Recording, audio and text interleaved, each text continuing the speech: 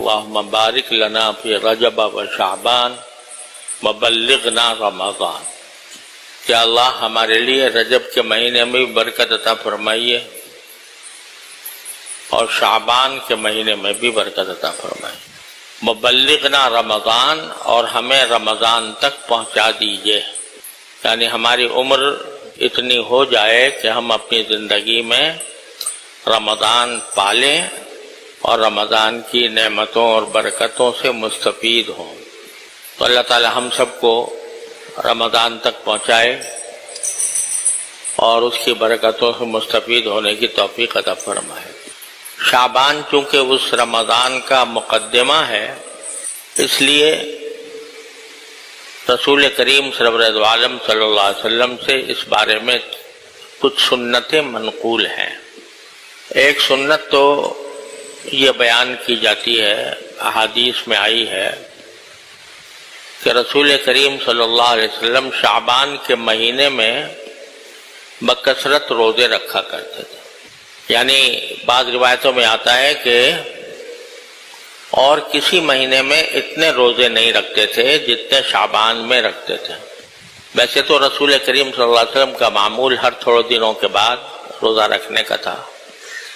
عام طور سے آپ پیر کے دن بھی روزہ رکھتے تھے، جمعرات کو بھی رکھتے تھے، اور مہینے میں 3 روزے ایام بیض کے وہ رکھا کرتے تھے۔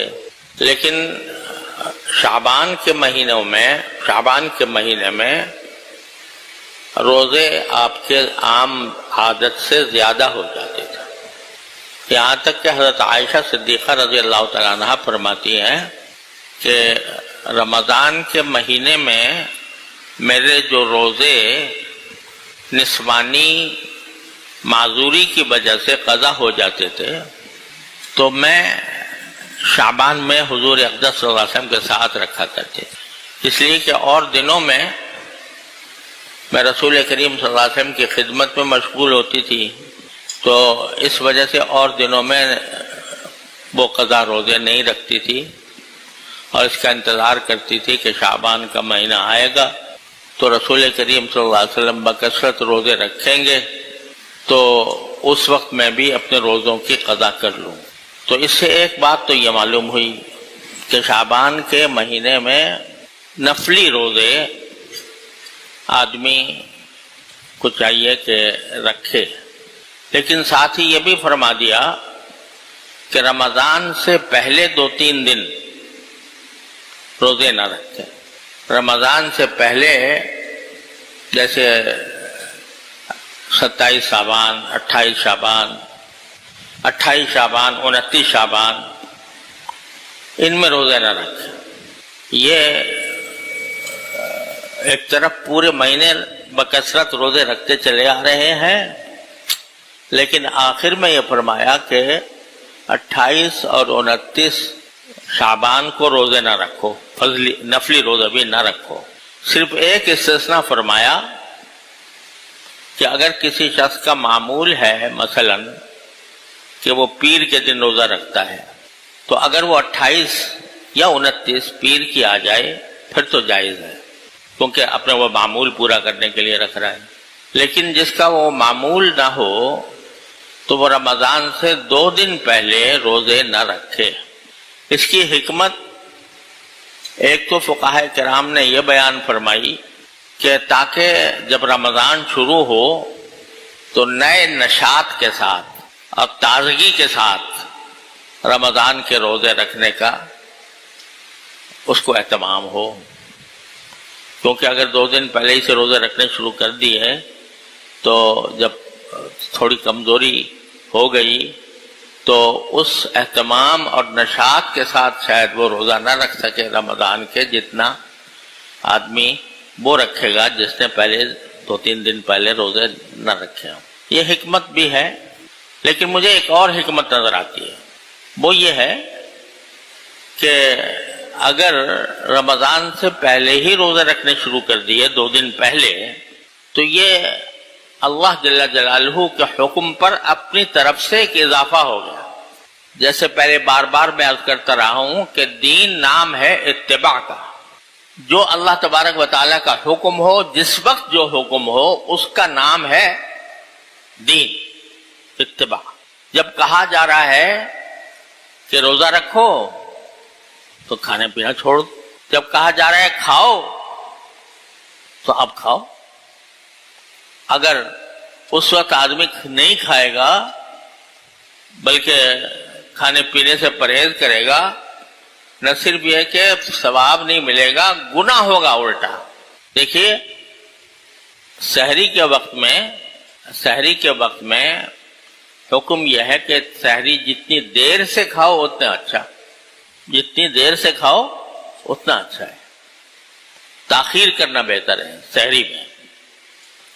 کیوں؟ اگر آپ نے سحری کا وقت ختم ہونے سے 1 گھنٹہ پہلے کھانا پینا چھوڑ دیا تو گویا آپ نے روزے کی مقدار میں اپنی طرف سے 1 گھنٹے کا اضافہ کر دیا۔ حالانکہ یہی ہوا نا، کھانا پینا چھوڑے رکھا، لیکن اگر روزہ فرض کرو 13 گھنٹے کا ہو رہا تھا، 14 گھنٹے کا ہو رہا تھا، آپ نے 1 گھنٹہ پہلے چھوڑ کے 15 گھنٹے کا کر دیا اس کو، تو اللہ تعالیٰ تو کہہ رہے ہیں 14 گھنٹے کا رکھو، تم نے 15 گھنٹے کر دیا، تو یہ اتباع نہ ہوا۔ وہ تو دین نام ہے، جو حکم جس وقت آئے اس کے آگے سر تسلیم خم کر دینا، نہ بھوکا رہنا مقصود، نہ کھانا کھانا مقصود تو اوپر والے کی حکم کی تعمیل میں ہے۔ تو جب اس نے کہا کہ بھئی اتم الصیام الی اللیل، بس رات تک روزہ رکھنا ہے، رات شروع ہونے تک۔ وَأُحِلَّ لَكُمْ لَيْلَةَ الصِّيَامِ الرَّفَثُ إِلَىٰ نِسَائِكُمْ، رات میں سبھی کچھ جائز ہے، جو روزے میں منع ہو گیا تھا سب جائز ہو گیا رات میں۔ اب اگر آپ نے سحری دیر سے کی، نہیں جلدی کر لی اور 1 گھنٹہ پہلے اپنا کھانا کھا پی کے فارغ ہو گئے تو گویا آپ نے اپنی طرف سے 1 گھنٹے کا اضافہ کر دیا۔ اسی کا نام بدعت ہے۔ بدعت اسی کو کہتے ہیں کہ اپنی طرف سے دین میں کوئی اضافہ کر دینا، دین سمجھ کر۔ اگر دین سمجھ کر کہ بھئی یہ مستحب ہے، مثلا کوئی شخص یہ سوچے کہ بھئی پہلے سے سحری کھا کے سو جانا، یہ پہلے سے سحری کھا کے سو جانا اور سحری بند کر دینا یہ مستحب ہے، بہتر ہے، تو یہ بدعت ہے، گناہ ہے۔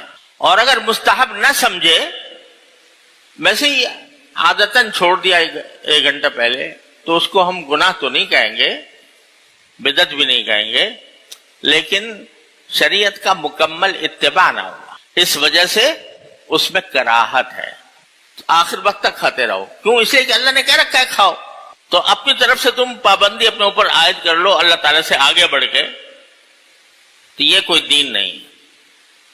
اسی طرح افطار میں حکم یا جلدی کرو، افطار میں جلدی کرنے کا حکم ہے کہ جب سورج غروب ہو گیا اور دن گزر گیا تو اب حکم ہے جلدی سے جلدی افطار کرو۔ کیوں؟ اس لیے کہ اگر دیر کرو گے افطار کرنے میں تو اس کا مطلب یہ کہ تم نے روزے کی جو مقدار اللہ تعالیٰ نے مقرر فرمائی تھی اس میں تم نے اضافہ کر دیا اپنی طرف سے، تو یہ اللہ تعالیٰ کے حکم کی تعمیل نہیں ہو رہی، یہ اپنے نفس کی تقاضے پہ عمل ہو رہا ہے۔ اس واسطے سحری تاخیر سے کھاؤ، افطار جلدی کرو، تاکہ جو روزہ رکھ رہے ہو وہ ہمارے حکم کی تعمیل میں ہو۔ جب ہم نے کہہ دیا کہ بند کر دو، بند، جب ہم نے کہہ دیا کہ اب کھاؤ، تو اب کھانا ہی فرض ہے، کھانا ہی فرض ہے، اس لیے کہ اللہ تعالیٰ کا حکم آ گیا تاجیل افطار۔ تو اسی طرح یہ جو فرمایا گیا کہ رمضان سے پہلے 2 دن تک روزے نہ رکھو، 2 دن روزے نہ رکھو، اس میں ایک حکمت تو وہ ہے جو میں نے بیان کی اور حضرات فقہاء کرام نے اکثر وہی حکمت بیان کی ہے، لیکن ساتھ ہی یہ حکمت بھی ہے کہ اگر تم نے رمضان کے علاوہ 29 سے 30 روزے فرض کیے نا، اب تم نے اپنی طرف سے 2 روزے اس کے ساتھ ملا کے رمضان کے روزوں کی مقدار 31 کر دی، یا 32 کر دی تو یہ اللہ تعالیٰ کے حکم کے خلاف ہوا. لہذا کہیں ایسا نہ ہو کہ نام تو تم نفلی روزے کا رکھ رہے ہو لیکن مشابہت اس سے پیدا ہو جائے کہ تم نے اپنی طرف سے 2 روزے کا اضافہ کر دیا. تو جس طرح اللہ تعالیٰ کے حکم میں کمی کرنا ناجائز ہے اسی طرح اللہ کے حکم پر اضافہ کرنا بھی ناجائز. وضو کے اندر اللہ تعالیٰ نے 3 مرتبہ ہاتھ دھونے کا، ہاتھ، پاؤں، چہرہ، پاؤں، یہ سب جو دھونا کتنی مرتبہ؟ 3 مرتبہ. وہی سنت ہے. اب اگر کوئی آدمی کہے یار 3 مرتبہ سے میں 4 مرتبہ دھو لوں، 5 مرتبہ دھو لوں، تو یہ چوتھے 5ویں مرتبہ جو دھوئے گا یہ نہ صرف یہ کہ سنت نہیں ہوگا، گناہ ہونے کا بھی اندیشہ ہے. کیونکہ حدیث میں رسول کریم صلی اللہ علیہ وسلم نے فرمایا کہ فمن زاد علی ھذا اب ازداد فقد اساء وتعدى وظلم. جو 3 مرتبہ سے زیادہ دھوئے اپنے عضو کو وضو کے اندر، اس نے برا کیا، اس نے زیادتی کی، اس نے ظلم کیا. کیوں بھائی؟ اگر چوتھی مرتبہ دھو لیں تو چوتھی 5ویں مرتبہ دھو لیں تو اور زیادہ ہی کچھ صفائی ہوگی نا. اور مخصوص صفائی ہے. جو لوگ حکمتیں بیان کرتے ہیں کہ وضو کی حکمت یہ ہے کہ بھائی صفائی ہوتی ہے، ٹھیک ہے حکمت ہوتی ہے، لیکن اسی وقت ہوتی ہے جب اللہ تعالیٰ کے حکم کے مطابق چل رہا ہو بندہ. اپنی طرف سے اضافہ کر لیا 3 کے بجائے 4 یا 5 مرتبہ، تو اتنے الفاظ استعمال کیے قد اساء وتعدى وظلم. اس نے برا کیا، زیادتی کی، ظلم کیا. کیوں؟ اس لیے کہ میرے بھائی تم اپنی خواہش کے پیروکار نہیں ہو، کسی کے حکم کے متبع ہو. جب تک اس کا حکم ہے، جو حکم ہے جس وقت ہے اسی کے اوپر عمل کرنا ہے دین. اور اپنی طرف سے اضافہ کر لینا یہ دین نہیں ہے. یہ انسان کو اللہ بچائے رفتہ رفتہ بدعت تک لے جاتا ہے. اور کل بدعت ضلالہ، اور ہر بدعت گمراہی ہے. لہذا یہ جو فرمایا کہ 2 دن پہلے یعنی روزے نہ رکھو، اس میں بھئی سارے مہینے تو روزے رکھتے آ رہے ہیں نا.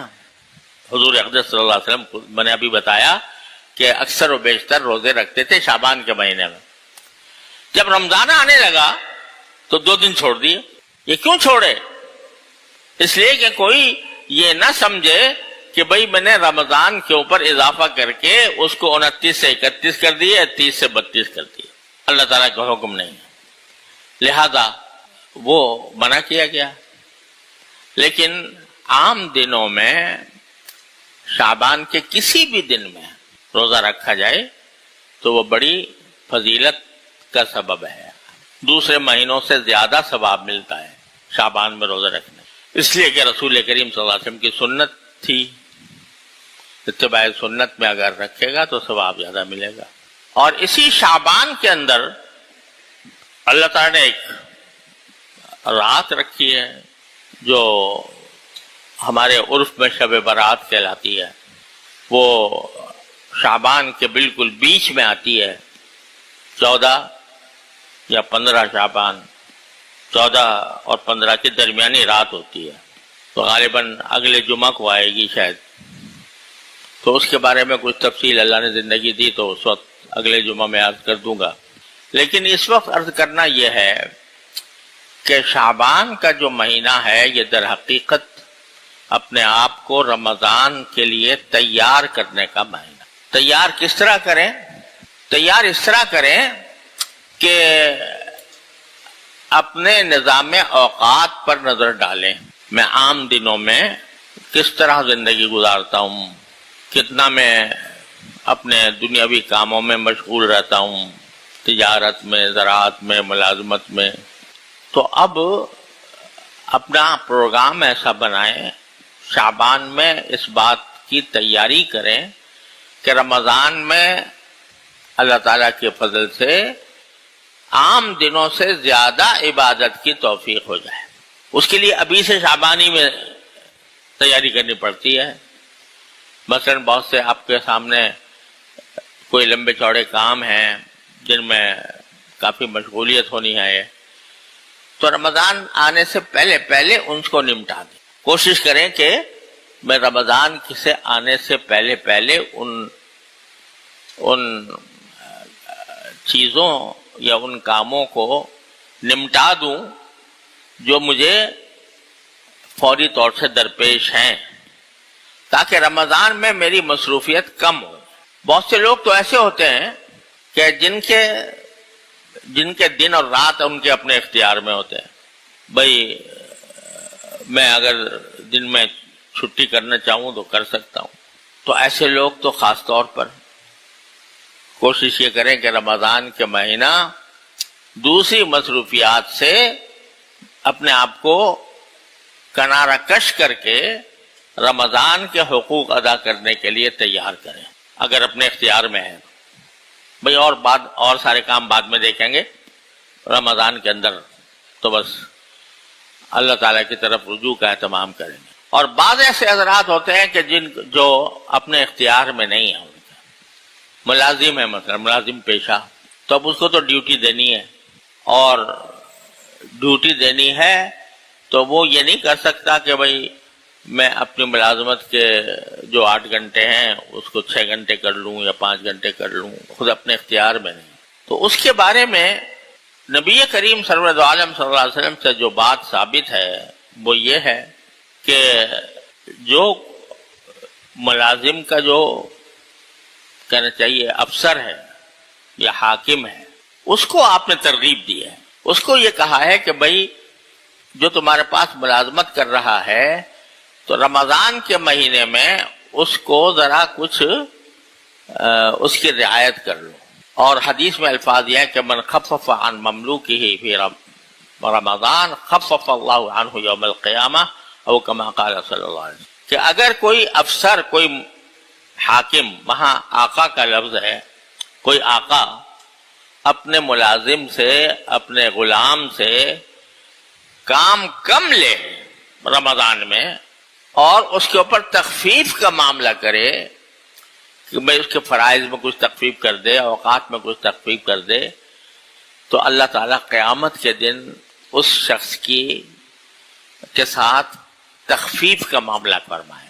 جیسے تو نے میرے بندے کے لیے رمضان میں تخفیف کی، اس کے اوقات کم کر دیے مثلا، یا بہت زیادہ بوجھ والا کام نہیں ڈالا، تو جب آخرت میں پہنچو گے تو اللہ تبارک و تعالیٰ تمہاری بھی تخفیف کر دیں گے.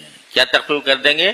کہ تخفیف کرنے کا معنی یہ ہے کہ گناہوں کا بوجھ لے کر آئے تھے اعوذ باللہ، تو اللہ تعالیٰ اس بوجھ میں کمی کر دے گا. اس بوجھ میں کمی کر دیں گے. تو اگر تم یہ کام کرو گے کہ اپنے ملازم سے، اپنے زیر دست سے، اپنے نوکر سے یہ سوچ کر کہ بھئی یہ رمضان کا مہینہ ہے تو اس کو ہم زیادہ سے زیادہ وقت دے دیں کہ یا تو وہ عبادت کرے یا آرام کرے، تو اس کے لیے ہم اس کو زیادہ وقت دے دیں. تو اللہ تبارک و تعالیٰ نے اس کی یہ فضیلت بیان فرمائی کہ تمہارے لیے بھی آخرت میں تخفیف کی جائے گی. تو میں جو کہہ رہا ہوں کہ شعبان میں تیاری کرنی چاہیے رمضان کی، تو اس تیاری کا ایک پہلو یہ بھی ہے کہ جو بڑے بڑے کام ہیں جن میں زیادہ وقت صرف ہوتا ہے، ان کو جتنا مؤخر کر سکتے ہوں کر دیں، اور اپنے ملازمین سے، اپنے ماتحتوں سے کام کی تخفیف کر دیں، پہلے سے اس کی تیاری کر لیں.